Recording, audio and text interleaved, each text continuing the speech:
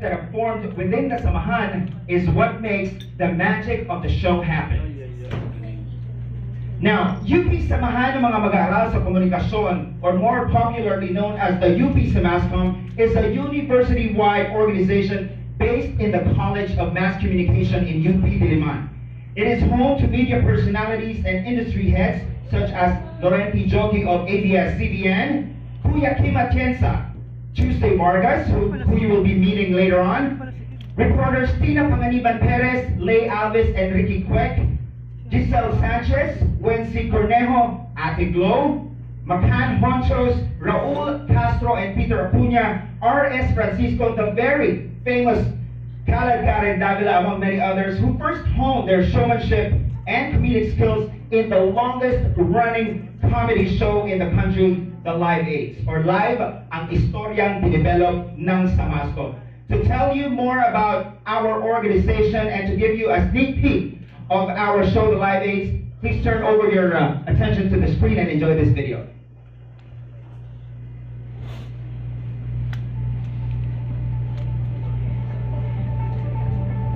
So kailangan dito talaga natin yun.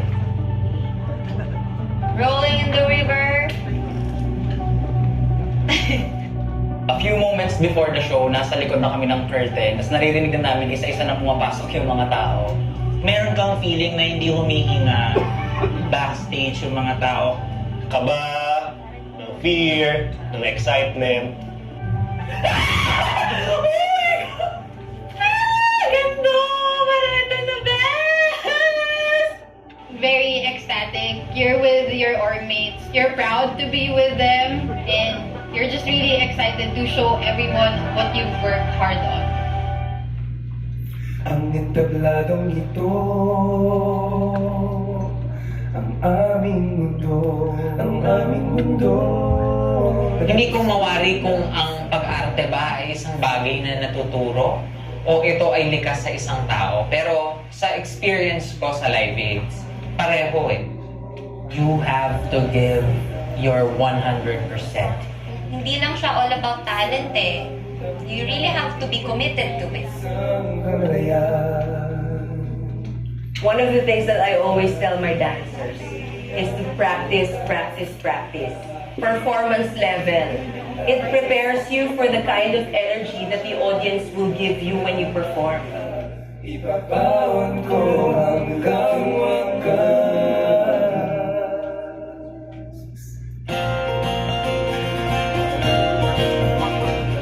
Laging hindi tayo nagsisettle for less. Yung sa mass commerce, ayaw eh. Siguro kasi you will never feel contented kung alam mo na may mas igaganda pa siya. The pride of having to put a show like this, other people or other groups have tried to capture our formula, but they just can't. It's a marriage of who we are as people, as artists, and theater. So that's why I think Live Aids is really a unique production. One thing that will astound you about this organization and this show is that people will really believe in you, and then you start to believe in yourself. Yung mga experience ng mga older members, naiipon sila because they never stop. Or even if they do, they will come back. They will guide you.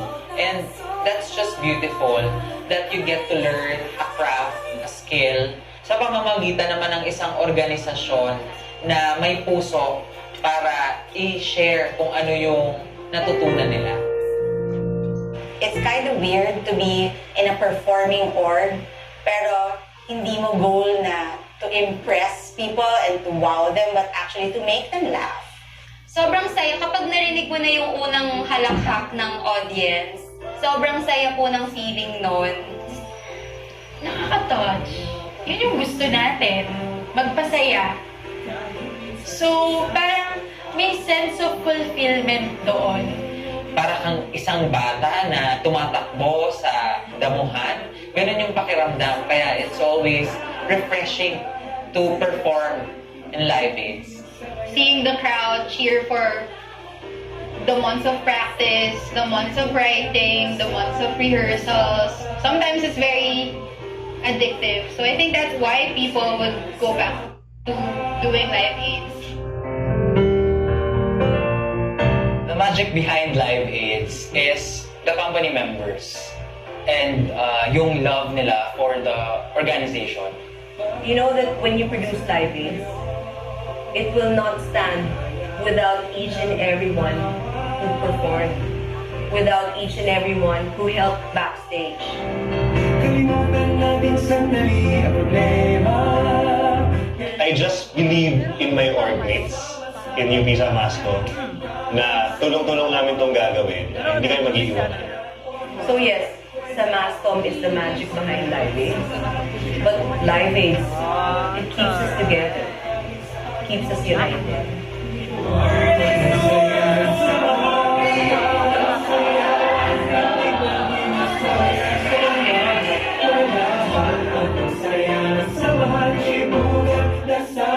Kasama ka kahit saan mo yuman. Ligawan at masaya ng samahan.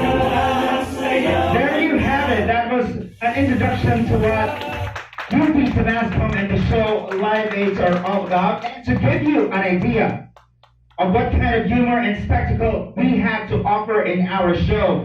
Please let us give a round of applause to our guest performer, UP Samascom Batch 2009.1, also Live Aids 28 Director, Ms. Tess Dizon.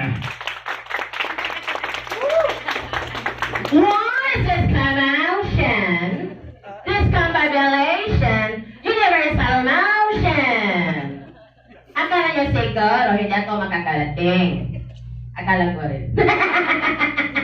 And I would like to thank the Lord for giving me one more chance in life. Sabi ko talaga kay Lord, ako na lang. Ako na lang ulit. Parang marami akong mga kaibigan nito from media, from different forms of media, multimedia, kung ano ba. Hello everyone! Parang wala akong kausap. Hello! Okay, good. Sino dito yung mga nagsulat nung namatay ako? Sino? Sino yung hindi? Sino yung mga nakaramdam ng panlalamig sa mga batok nila? Yung mga kinikilabutan? Sino yun? Ako yun pag natatay kayo. Nagpaparamdam talaga ako. At yaman din lamang na nandito kayong lahat, may tanong ako sa inyo, okay? Anong media ang malungkot? Ano? Depressed. Naka-live feed pa ako dyan. Para maraming reach yung live feeds. Anong media ang hindi malaya? Ano? Preso. Ito. Anong media ang may sakit? Ano? May diabetes. Buti na lang ako lang, cancer lang. Pero hindi talaga yun yung ipunta natin dito, okay? I may be alive in spirit and in flesh today, pero ang ipunta natin ay ang lunch. Hindi, ang Live Aids. So, palakpakan natin ang Live Aids.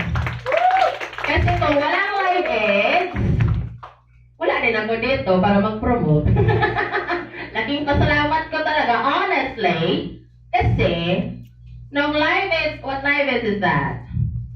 31, I think, or 30. I think it's 31. That's the biggest break in my acting career. That was my first stint as Tito Miriam. And nagpapasalamat talaga ako kasi nagkaroon ako ng maraming racket at trabaho. Pero gusto ka rin magpasalamat sa UP Samascom. Maraming salamat sa UP Samascom because bakit hindi kayo napapagod? Bakit hindi kayo napapagod mag-produce ng gatong show? Ang dami nang ipinanganak na kung sino-sinong characters. Like, sina Baby Cloud. Sino pa ba? Sina Tuesday Vargas, Giselle Sanchez, Kalat Karen. At yung mga taong yan, ang naging pundasyon, isa sa mga matitibay na performers sa ating industriya. At sobrang natatouch ako kasi nabigyan din ako ng chance. So mamaya, kapag makinig tayo sa mga pinagsasabi nila, okay? Okay ba yon? Okay. Alright. sige, babalik na ako sa heaven. Thank you, everyone. Thank you. Thank you so much, Tita Miriam College, Santiago. That's Jess Dizon, UP Semascom Batch 2009.1. Thank you so much, Jess.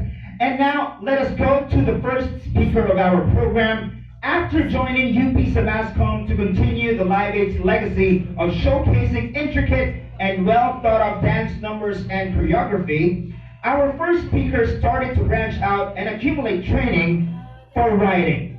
Ladies and gentlemen, our first speaker is one of our 4 directors for the Live Age 32, UP Semascom Batch 2010.2, Direct Bill Barinuevo.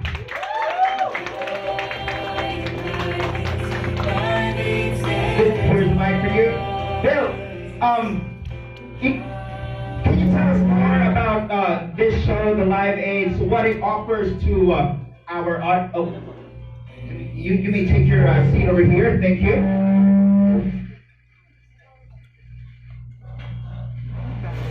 A while ago, Bill, we talked about the famous personalities that came from the org and what the org is all about. Now, please tell our media friends here what the show is all about. What is the Live Aids, and what do we offer our audiences? Good afternoon, everyone. So, kasasabi lang po ni Marvin kanina, yung UP Semascom is a university-wide organization. So, lahat po ng members namin, hindi lang po from the College of Mass Communication. So, yung members po namin from every corner of the university. Meron po kami members na engineering, meron po kami members from the College of Science, meron po kami mga doktor na coordinate. So, yung offer po namin every year ay a combination of all the practices, and we learn from each other. Yung mga techniques na alam nila, they share to us. And then, so, yung production namin, we're able to put up a professional production. Now, Live 32, yung i-offer po namin this year ay, it's a commentary on the current Philippine setting. So, we want to comment on us as a society, kung ano yung nakikita natin around right now. So, it's for kung ano yung na-experience nyo outside. So, hindi po ito, hindi po targeted po ito for, hindi po tayo maging elitist, but as an ordinary citizen, you will be able to relate to our materials for this Live Aids.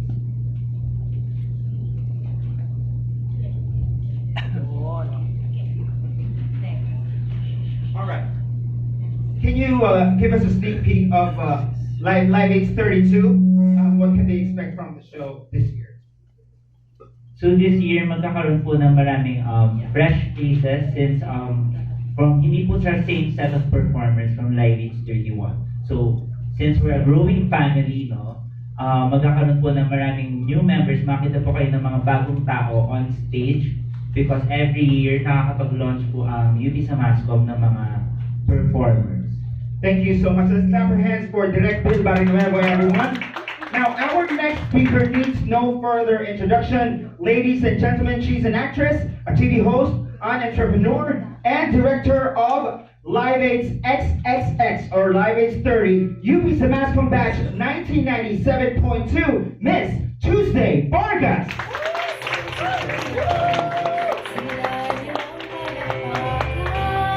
Good afternoon, Tuesday. All right. You are a seasoned performer of the Live Aids. What had years of performing in the live? How had years of performing in the Live Aids help you? Good afternoon, everyone. Thank you. Check to pay to sound to. All right. Good afternoon, everyone. How are you feeling? Okay na. Maganda po ba ako sa personal? Yeah. Thank you so much for coming to my birthday party. Birthday ko pala yun.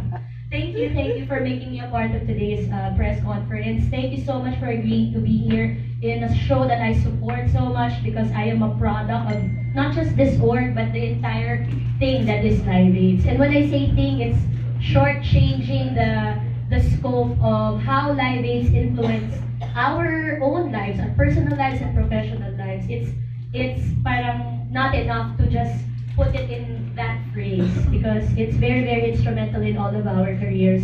Not just because it trains you to become a better performer, but more importantly, it trains you to become a better person, a better individual. Now, why do I say that? Talagang may music ang may gano'n, may SFX. Bata po kasi ako, Charles.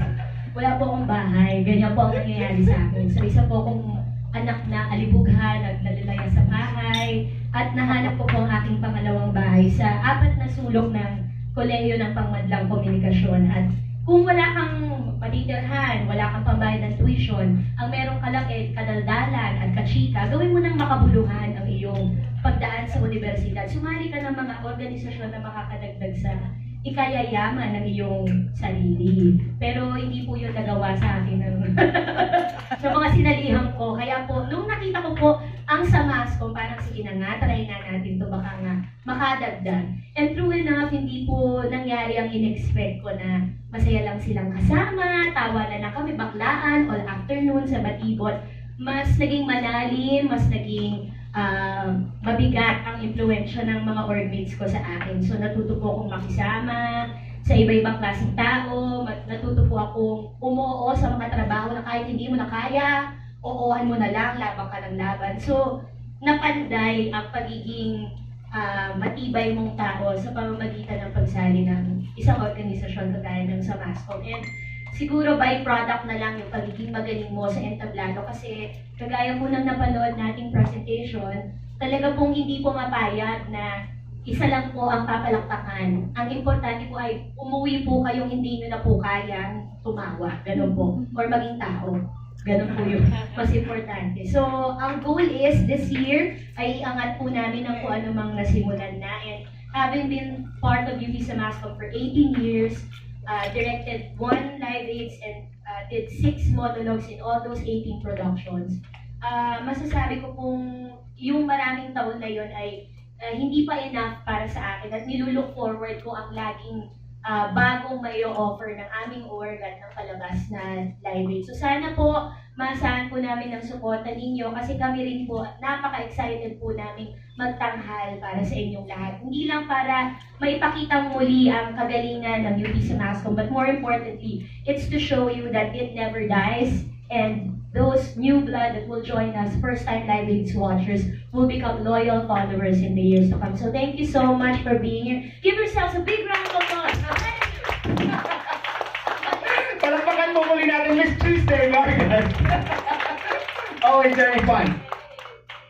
All right, our next performer is the hottest social media personality right now. Ladies and gentlemen, TV host and social media sensation, UP sa Mascom Batch 2006.2, Miss Karen Davila. All right, hi.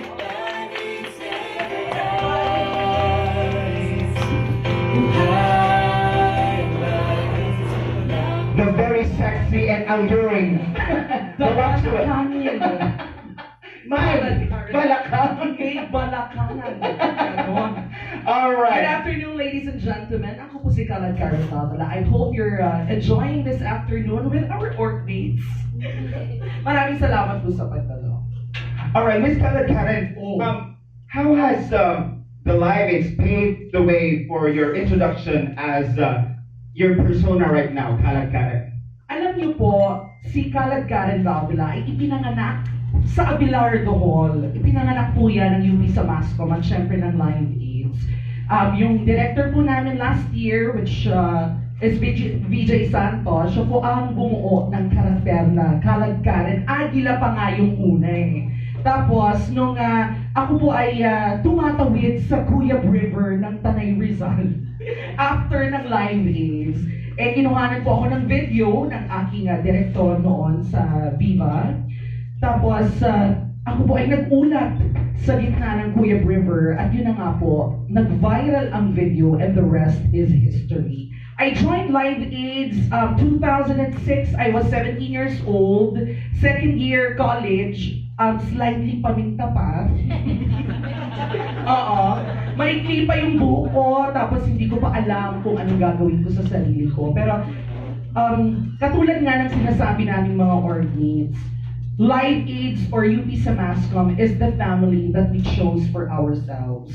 So, tama naman siguro yung napili ko dahil after kong sumali sa Live Aids ay mas siguro nakilala ko yung sarili ko. Mas nakapag-decide na ako na ano ba paminta or pa-girl.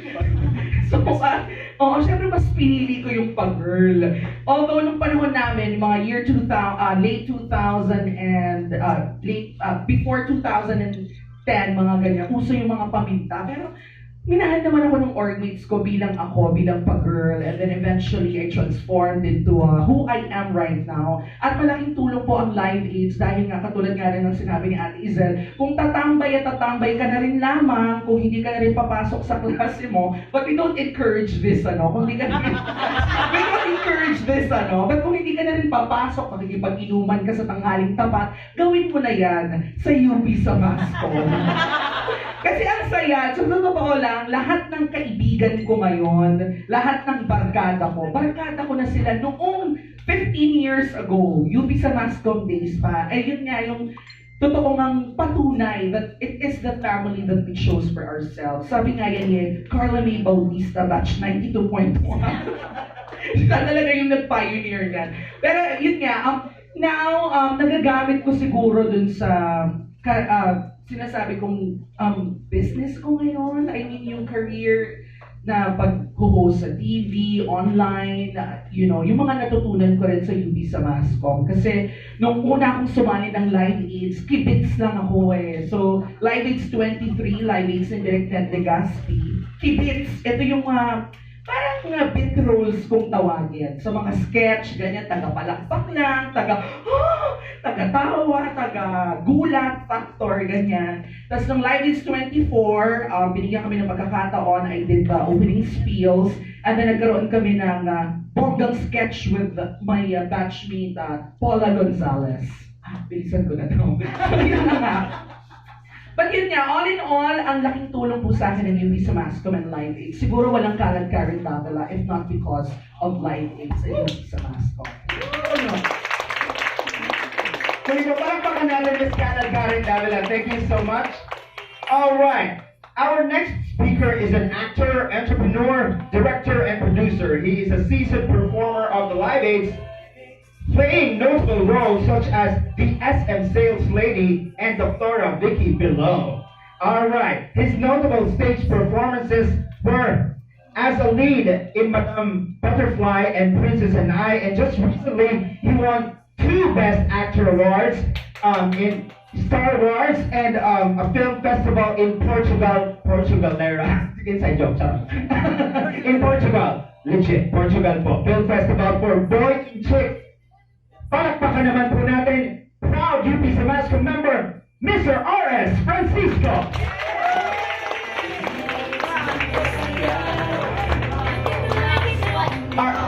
R.S., how does it feel na every year, hinihintay ng mga tao kung merong SM Sales Lady or Dr. Vicky Below at nalulungkot sila pag wala? First of all, good afternoon sa inyong lahat. Ako po si R.S. Proud member talaga ako ng proud member ng UP sa Mascom. Kwento ko lang yung, before ikwento ko yung SM Sales Lady, kwento ko lang backtrack kasi habang nagkikwento sila ng history nila on Live Aids. Ako kasi, unlike the others na hindi alam yung Live Aids nung nanood, ako, second year high school pa lang or first year high school pa lang, pinapanood ko na tong Live Aids. Sa high school pa lang ako, dumadayo na po ako from my school to UP. Tapos pinapanood ko yung Live Aids, tapos sabi ko sa pinsan ko, ano yung ginagawa niyo? Puro kabaklaan. Pero ang ganda. Gusto ko yan. Ano yung ginagawa? Hindi ko pa alam ang tawag doon, monologue. Ano yung ginagawa ng isang lalaking on stage for like 20-30 minutes? Tapos tawa lang ako ng tawa. Gusto ko gawin yun. Tapos sabi ng pinsan ko, kailangan mag-UP ka. So, yun yung rason kung bakit ako nag-UP. Para mag-monologue. Monologue pala tawag, para mag-monologue sa Live Aids. I remember nung nag-a-apply ako for Live Aids, meron parang initiation. Tapos tinanong sa akin ng member committee, bakit ka sumali? Ba't gusto mo sumali ng UP sa Mascom? Sabi ko, para po mag-monologue. Sabi, mali, hindi dapat ganyan, dapat camaraderie, friendship. Marami na akong friends. Sabi ko, gusto ko lang talaga mag-monologue. So pinilit ko lang, yun talaga yung pakay ko talaga mag-monologue kasi natuwa talaga ako. So nung first day of rehearsal ng Live Aids 7, ang nahiya. Kasi napanood ko po yung Live Aids 3, 4, 5, 6. At 4 na taon kong winish na ako yung magmo-monologue. So nung nakapasok na po ako sa UP Diliman at magre-rehearse na daw for Live Aids 7, pumunta ako sa rehearsal, tapos sinanap ko yung director, nagpakilala ako sa director, sabi ko, hello po. At that time, nagsushow na po kami ng M Butterfly sa UP. Lumapit po ako sa director, sabi ko, ako po si RS. Sino po yung magmamonologue? Sabi niya, binigay ko na kay someone. Kasi kaya ako sumali dito para mag-monologue eh. Kasi ganun ko gusto gawin yung monologue. Ganun po talaga, promise. Alam nila kung gaano ko talaga ka-focus gawin yung monologue. Sabi niya, lumapit ka, tanungin mo kung gusto mo, kung ibibigay sa'yo. So lumapit ako, sabi ko, hi, I'm RS. Ano yung pinabasa mo? Sabi niya yung monologue, pwede ako na lang. Promise talaga yun Kasi now, makikwento ko talaga. Tapos mabait naman siya, actually good friend ko yun. Sabi niya, gusto mo yung monologue? Sige, ikaw na lang. Sabi ko, ano po ba yung role? Ano ba yung role na yung anong tindera sa Shoemart? Ako, perfect. Mukha akong tindera na Shoemart eh. Haba na hair. Tapos binasa ko lang for mga 5-10 minutes. Tapos after 10 minutes, habang nagka-company ko, lumapit na ako sa director, si Eric Go at that time. Sabi ko, direct, pwede i-read through ko na sa harap ng buong company. Ganun ko ang gusto gawin yung monologue. Tapos kahit hindi ko pa siya memorize, nire-read through ko, pero pinablock ko na sarili ko, ina-arte ko na. At doon po na pinanganak yung SM sales lady na na character. Ang pangalan niya si Svetlana Alulayeva. Pero sobrang hindi maganda yung record. Pinalitan din niya on stage yung pangalan niya to Baby Baby. So, madaming nonsense yan si Svetlana Alulayeva. Actually, I think she's one of the iconic characters sa Live Aids na pag lumalabas yung sales lady ng Shoemart, she's back, gumaganon. Pero I think the last time I did the sales lady was 2 years ago. 2 years ago, na nag-showdown si Baby Baby along with Stella Marquez Araneta. So, nagpasosyalan sila. So, yun yung character ko. Tapos, of course, gumawa rin ako ng ibang characters. I did Vicky Bello. Kasi sabi nila, kamukha ko daw. Lalo na pagka nilit ako sa mata kong gano'n. So, syempre, tinanong ko na rin. Tinodo ko na rin. So, what to expect from Live Aids? Parang ko sinasabi ko sa mga manonood, napakalalim. Napakalalim, intellectual talaga. Marami kang mga aral at pulot. Tapos pagpunta na din kung ano lang pinagagawa namin ng stage. Pero one thing for sure, talagang pagpunta ka doon, tatawa ka ng tatawa sa Live Aids. So, yun yung thank you very much for coming. And sa mga hindi pa nakanood ng Live Aids, you're in for a treat. Thank you so much, R.S. Francisco, everyone. Akala nyo, puro lang artista, social media personality, actor yung ating mga panelists. Hindi po, may mga galang-galang din po tayo sa dito sa Samasco. Our next speaker is a counselor. Galing po siya sa Sangguniang Panlunsod session kanina, Lunes po ngayon. She's a former president of the UP Samasco and the production manager of Live Aids 26. Ladies and gentlemen, please welcome UP Samasco batch 2006.2, Kagalang-Galang Monica Baldeo. Hello, Monica. Konsehala, you have assumed leadership roles in the Live Aids and Samasco as production manager and president. How had these roles inspired you to pursue a political career? Thanks, Marvin. Hello, good afternoon po sa inyong lahat. Ako po si Monica Baldeo po from the province of Quezon. Actually, yung sa tanong ni Marvin, sobrang daming itinulong ng org na ito, lalong-lalo na yung Live Aids sa kung ano ako ngayon. In 2006, I applied in this org with KKD. She was my batchmate then. And very close friend. Yung sinabi po nila kanina na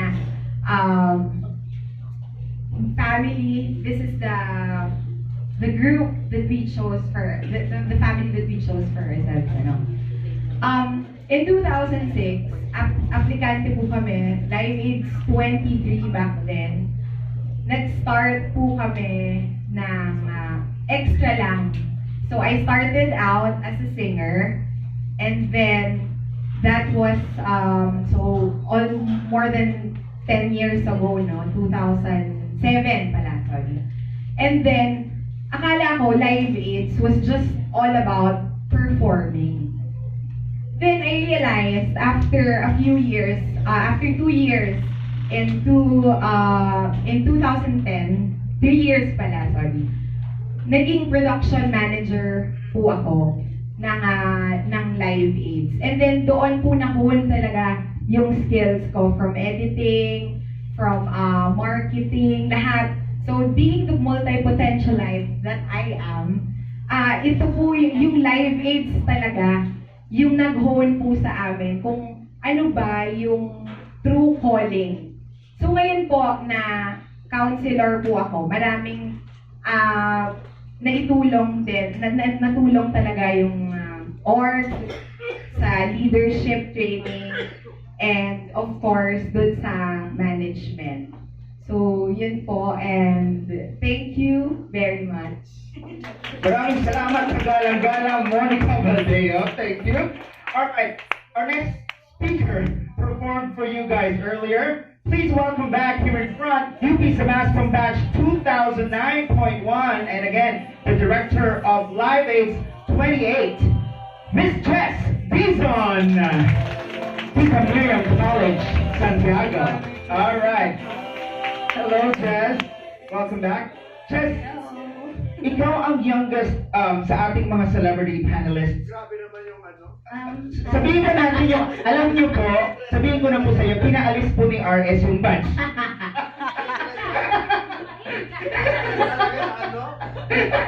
Sabihin na natin, sinasabi natin yung batch nila. Isel! Baka mabakabangan ako sa labas niya na. Mamaya, gulo ko po sa inyo yung batch ni Tuesday at saka ni RS. Alright.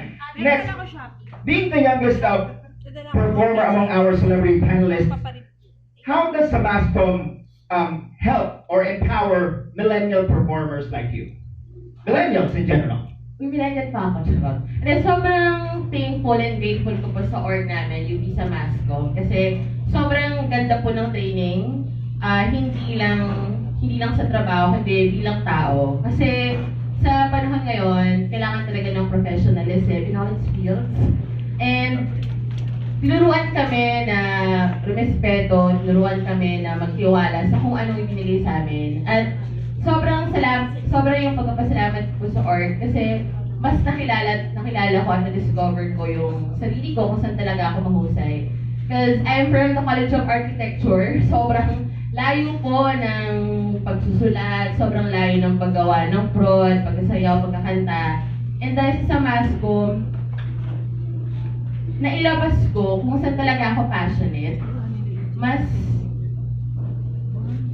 minahal ko kung ano talaga yung skill set na binigay sa akin ng may kapal. And dahil sa training na meron kami sa Samascom, mas gusto ko rin na ituro din yon sa mga susunod pa na generations after me. Kasi dapat hindi tumitigil. Dapat patuloy pa rin yung pag-grow ng mga subordinates mo, ng younger batches sa'yo. And yun po may tulong sa akin ng Samascom. Thank you, Org! Let's clap our hands for Ms. Jess Dizon. Thank you. All right. There are many firsts in this edition of the Live Aids. One of them is that we have not just one, not just two, but 4 Live Aids directors this year. You have already met our first director for the Live Aids 32, and now it's time for us to meet the 3 other directors in this year's Live Aids. Our first director has had 7 years of experience in the Live Aids. He has played notable characters on the stage, including Rob Marley for Live Aids 27, Delio, the Saudi Boy, Live Aids 29, and the infamous Judge Martinez for Live Aids 31. He sees Live Aids as a parody which tackles the trending and the viral. Palakpakan po natin Direk Pero Diaz.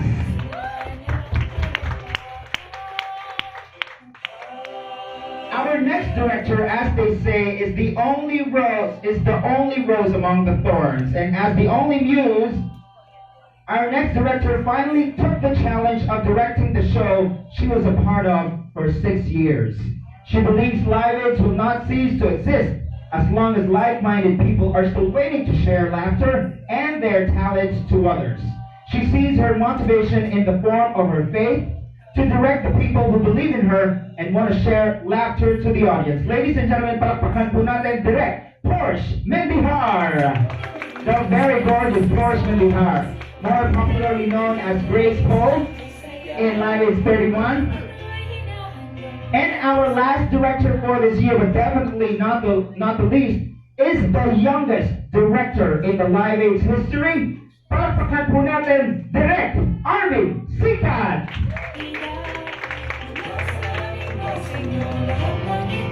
We will be opening the floor to our media friends in a bit, but before that, allow me to ask our directors, Portero, what motivates you to perform or be part of the Live Aids year after year? Ako, motivation ko to perform for Live Aids every year siguro yung mga chicks sa org. Di ba lang yung maganda sa org, Travis? Ayun din yung reason ko sa magsali. Isel, Tuesday Vargas, maganda. Pero aside from that, syempre yung gratifying feeling, yung feeling ng satisfaction kapag napapatawa mo yung mga tao, pag napahalakpak mo sila, napapalakpak. Siguro yun yung isa sa motivations ko in doing Live Aids year after year.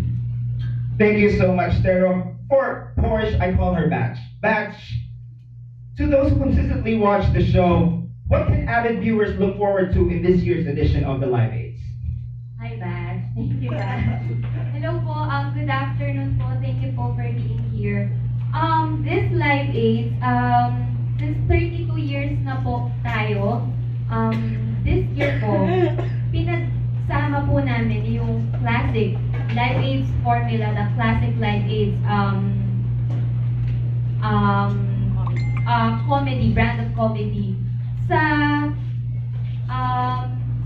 comedy na nakaka-relate ang generation ngayon. So we married the two, the classic, the traditional, and the generation ngayon. Also, since very digital na ng mga tao ngayon, actually yun po yung naging challenge, one of the challenges namin ngayong Live Aids na to, kasi bakit pa tayo mag-show kung lahat naman nakikita mo na sa digital, parang meme, natatawa ka na sa Twitter, natatawa ka na sa Facebook. Madali na lang tumawa ngayon kasi very convenient na yun. Just mag-online ka lang, nandun na, dami ng material. But then, we took the challenge this year na hindi. Marami pa rin ma-offer ang Live Aids na hindi mo siya makikita online, pero on ground. Stage.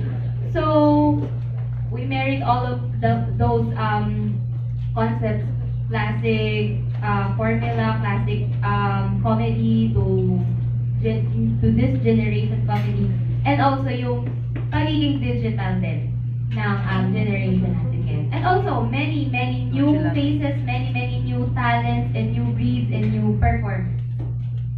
Thank you so much, Director Porsche. For Arvin, from a first-time Live Aids director to first-time Live Aids viewers, do you think they will like the Live Aids, and why do you say that? Okay, una sa lahat, magandang hapon po ulit sa inyong lahat. Salamat po sa pagpunta. Nabanggit naman kanina ni Direct Bill na for this Live Aids, nag-bank on kami sa mga trending issues, virality, and mga current issues na napapanood natin sa TV, nababasa natin online ngayon. So confident naman kami na for this Live Aids, para sa aming mga first-time viewers, na madali silang makakasakay sa show namin kasi siguro yun dapat nilang abangan kung paano namin i-inject yung mga issues na yun sa show namin. Thank you, Direct Arvin. We now open the floor for your questions. If you want to raise questions for our panelists, just please raise your hands, please approach our mic. Just say your name, your publication, or your news agency. Anybody who'd like to start, please?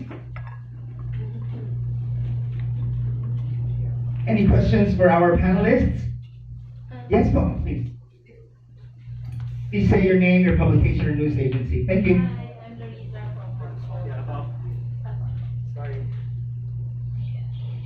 Tanong ko lang kasi is, what's the topic for the live research? Saan ngayon mas nag-focus?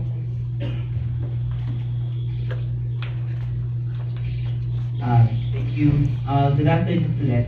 Yung for Live is 32, yung topic, it's an array of topics. So, hindi lang po isa. Okay. Hindi lang po isa yung topic natin. Marami po tayong dadaanan ng topics, but mostly it's current events and mga latest viral topics na dumaan and social political issues.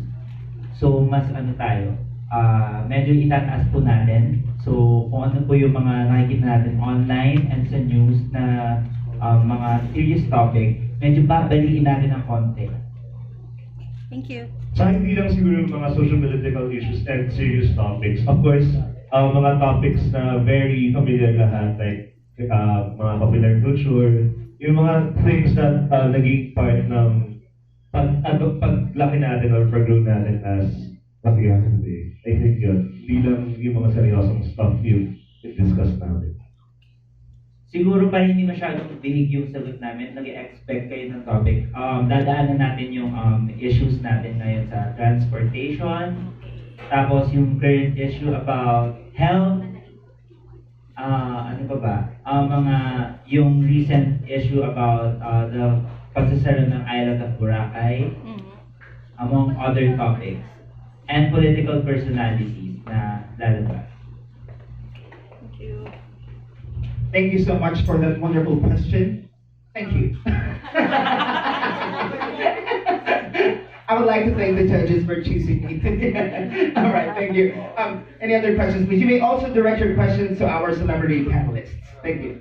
Good afternoon. Hello. Hi. Good afternoon. I'm Renston from PSST.PH. So, na-mention niyo po yung social issues. Will the EJK issues po itatakal dito sa like mga extrajudicial? From Mamsur. Marisa Garcia. Taga-Kayo. Anybody?